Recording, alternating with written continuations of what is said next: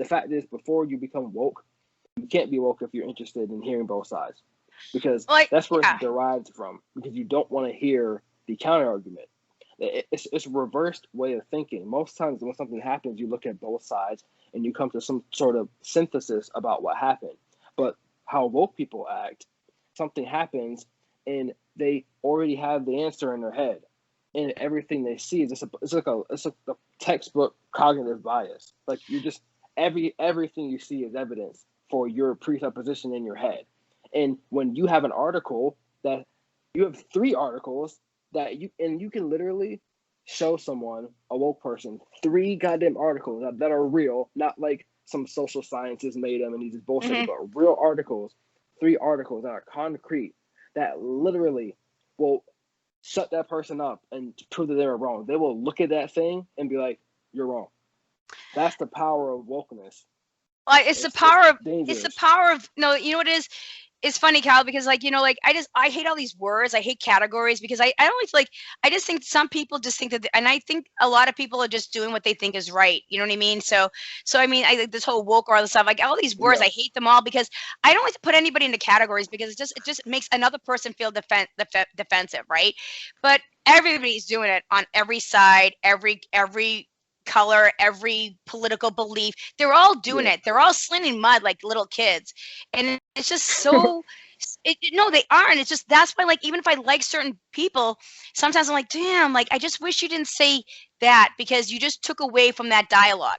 And that's one of the things that I did notice, like, when I was really trying to like bring up the whole thing with like sexual abuse of children, people were trying to make it into like a political debate, and I was like, this is a human thing. This is a crime. Like, I can't even believe we're making this into a left, right, or conservative or liberal thing. It's none of that. And so to me, I'm just like, I just think it's so fucking messy right now.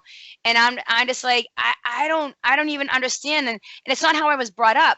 Like, I was brought up from, like, we used to have debate clubs when I was a kid, and we had dialogue on shows. Like, we had talk shows where, you know, you would have a difficult topic on, and then the audience would get up and it would do a Q&A. And we've got away from wanting to have a conversation. Or I'm like, I like to use the 5-paragraph essay. I'm like, hey, before you respond to that person on Twitter, can you write a 5-paragraph essay, opening statement, 3 points why you prove it, and where your sources came from? If you can't do that with your closing argument, then don't respond. Save your time and energy and focus on what you can focus on. You know, because I just really feel like there's a system to just keep everybody like this. And that's what they're trying to do right now.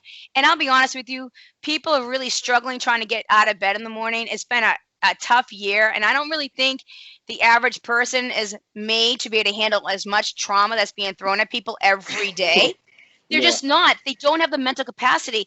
And also, it's almost like trying to follow 10 it's trying to follow like 10 TV shows a day.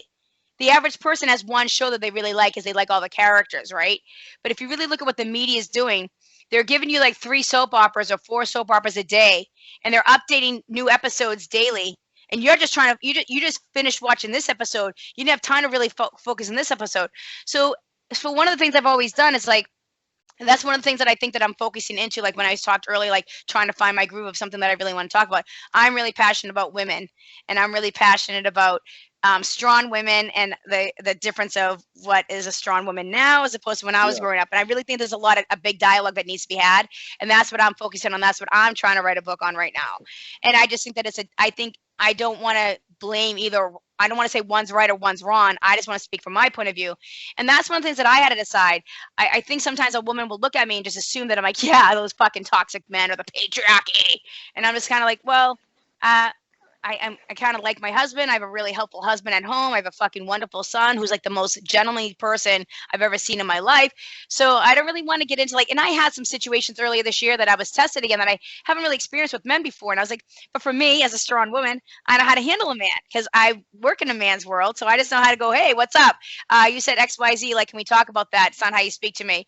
And then most men will be like, oh, sorry, I didn't realize I was out of line, right? That's kind of like, I think dialogue helps you so much more than yelling and trying to cancel somebody or shut somebody down. Like, try to get to the solution, like find a problem, bring up the problem, try to say, hey, did you realize you're an asshole or do you not realize you're an asshole, and how can we work on this? You know what I mean? I just think being more direct would be so much more helpful than calling names or starting problems or dividing or saying we're not going to do this anymore, we're not going to do that anymore, because then you're only just putting people at odds